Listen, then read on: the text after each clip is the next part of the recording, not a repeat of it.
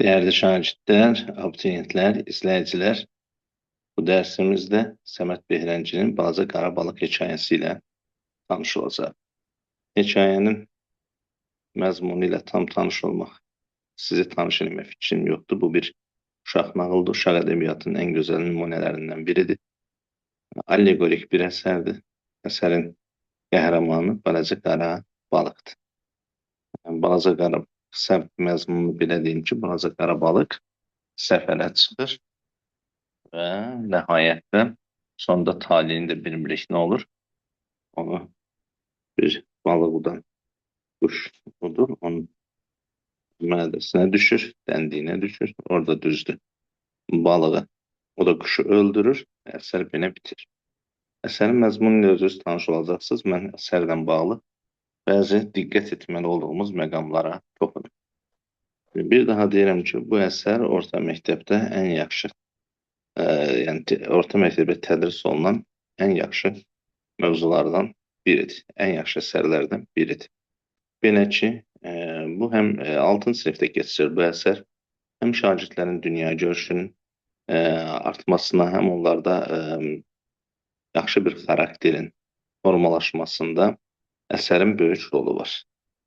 Hər bir insan uğur qazanması üçün mütləq onun xəyalları olmalıdır. Xəyalsız, fantaziyasız bir gənclik, bir uşaq, bir gənc inkişaf edə bilməz. Burada Balaca Qara balığın timsalında biz şagirdlərimizə xəyal qurmağı öyrətmiş oluruq. Bizim bu Balaca Qara balıq öz atasının, babasının, nənəsinin, anasının, yəni özündən qabaqçıların dünya görüşü, baxışları ilə razılaşmır. Balaca artdan, özünün balaca yaşadığı hövzədən çıxmağa çalışır. Fikirləşir ki, gedim görüm bu arx hara düşür. Böyük müqavimətlə qarşılaşır. Balıqlar, böyüklər, yəni ağsaqqallar onun bu düşüncəsinə qarşı çıxır. Qarşı çıxmalarının səbəbi odur ki, Balaca Qara balıq özünü təhlükəyə atacaq. Amma bu heç də qorxu eləmir balıq. Balığın artıq özünün ağlı var, düşüncəsi var, xəyalları var, araşdırma hırsı var. Ona görə də böyüklərin sözünə qulaq asmır. Burada bir İlbiz obrazı var. Elə belə adı çəkilir, məlum olur ki, balığın beyninə belə fikirləri İlbiz salıb və Qaraguru, ağsaqqallar bu İlbizi öldürdülər. Burada Balaca Qara balıq özünün anasına, ətrafındakı böyüklərə deyir ki, əgər siz problemi bu cür həll edirsinizsə ki, öldürməklə, elə onda məni də öldürün. Məlum olur ki, hətta bunlar Balaca Qara balığı da öldürməyə hazırdılar. Hərsən ki, anası qoymur, mane olmağa çalışır və həqiqətən də mane olur. Amma biz görürük ki, Balaca Qara balığı müdafiə edən dostlardır. Balaca Qara balıq çox ağıllıdır. Özünü artıq tərəfdar da tapıb, öz fikirlərini başqalarına da aşılaya bilib. İlbizdən öyrəndiklərini beyninin süzgəcindən keçirmiş və mütləq qərara gəlmişdi ki, belə qocalıb ölmək olmaz. Dünyanı kəşf eləmək lazımdır.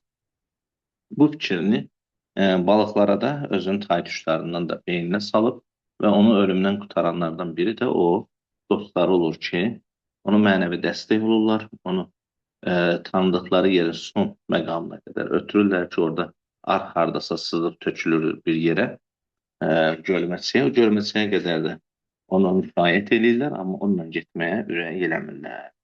Bəli, balaca bizim qara balığımız anasının gedə bildiyi yerləri tərk edir və daha iri bir su hövzəsinə gedib çıxır. Orada çömçə quyruqlarla tanış olur.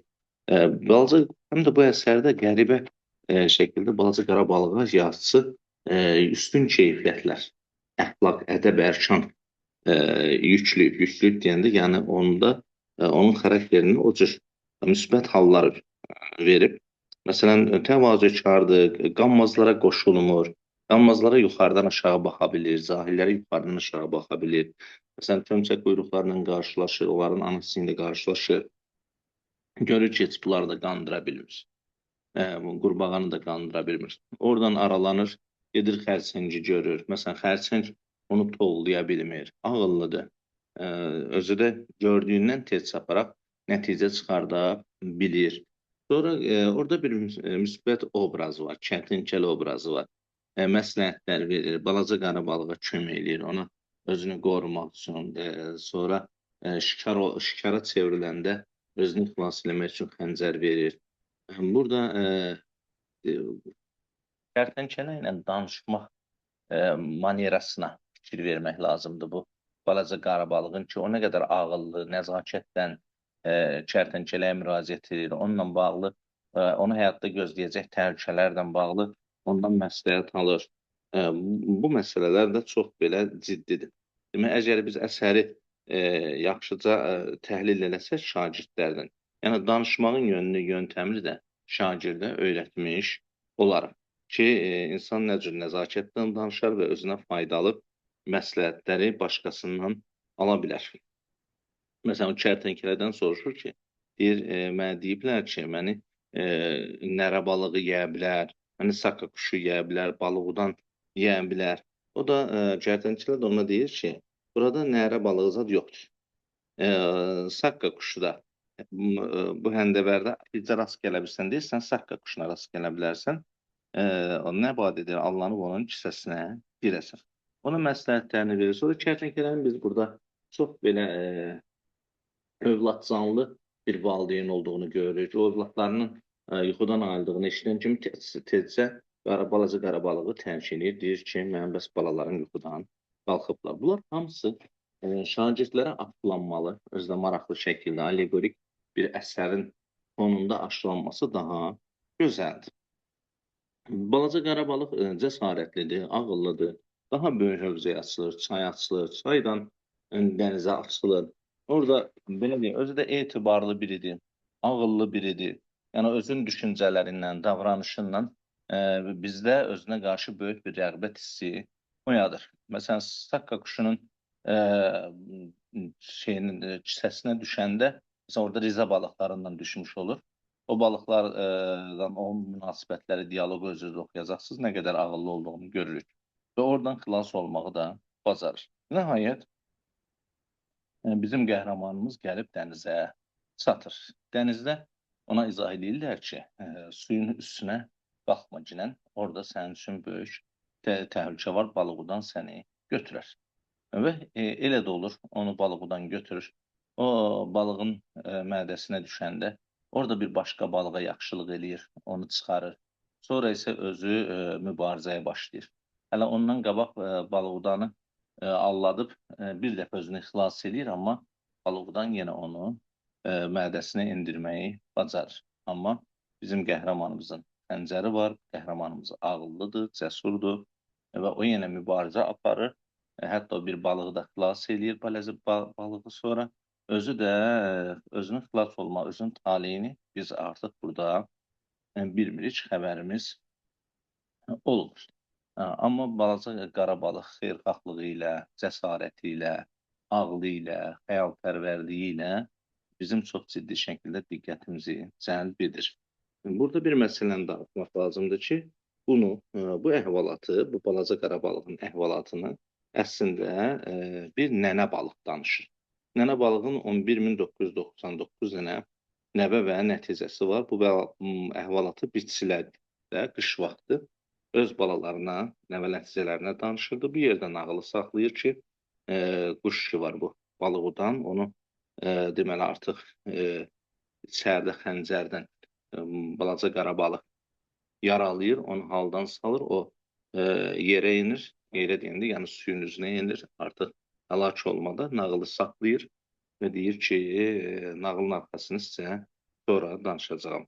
Bu yerdə bir son sətri oxumaq istəyirəm. Test tərtibçiləri yəqin ki, bu nüansı qaçırmayacaqlar. Biləsiniz ki, burada daha bir balaca qızıl balıq obrazı var. Son cümləni oxuyuram. Deyir, nənəni də yuxu apardı. Yəni, nağılı danışan böyük balıq nənəni. Balaca qızıl balıq isə nə qədər çalışdısa, yata bilmədi. Sübhədək dəniz barədə fikirləşdi. Əsər bu ildən əvvəlcə Azərbaycan dili dərsliyində bunun bir balaca parçası əlavə edilmişdi. İndi isə ədəbiyyat dərsliyində və həcmcə də kifayət qədər 6-cı sinif şagirdlərinə ilə müqayisədə böyük bir əsərdir. Amma çox maraqlı, çox ibrətamiz, görüb götürməli olan çoxlu məsələlər var. Yəni dialoqlar, obrazların bir-birindən dialoqu, yəni bu heyvanların bir-birindən dialoqunda dünya görüş, məsələn, adi bir epizod deyim, aydan danışması var. Balaca qara balığın aya deyir ki, mən sənin işığından həmişə, o işığından ilham alır. Deyir, amma bu işıq mənim işığım deyil, o günəşin işığıdır ki, mən onu əks elətdirirəm. Məsələn, deyək ki, buludun ayın qabağını kəsməsi, bir astronomik biliklər də uşaqlara çox şirin bir dildən çatdırılmış olur. Buna görə də bu əsər dəyərlidir. Bir əsərin, hətta klassik ədəbiyyatımızda var bu məsələ ki, ədəbiyyatda elm yoxdursa, öyrətmə yoxdursa, o əsər dəyərsiz olar. Bu əsər həm insan münasibətləri, həm insan psixologiyası, həm insan xarakteri baxımından, xarakterinin inkişafı baxımından, xüsusilə uşaqların çox maraqlı əsərdir. Hətta gördüyümüz kimi məlumatlar da verilir, elmi məlumatlar da var burada. Hətta məsələn çayın həddən böyük olması, çayın özünə getdikcə başqa çayların qoşulması, çayın həcminin böyüməsi, çayın sonra dənizə tökülməsi, coğrafi biliklər, astronomik biliklər, bunlar hamısı bu əsəri dəyərli edən əsərlər, faktorlardan biridir və ədəbiyyatımızda belə əsərlər, xüsusilə yəni uşaq ədəbiyyatı adına belə əsərlər çox azdır. Bu əsərin orta məktəbdə keçirilməsi bir uğurlu hadisədir. Umuram ki, dərslik müəllifləri gələcəkdə belə maraqlı əsərləri dərsliyə daxil edəcəklər. Diqqətinizə görə təşəkkür edirəm. Əgər sizə bir faydam toxundusa, mənim üçün nə mutlu.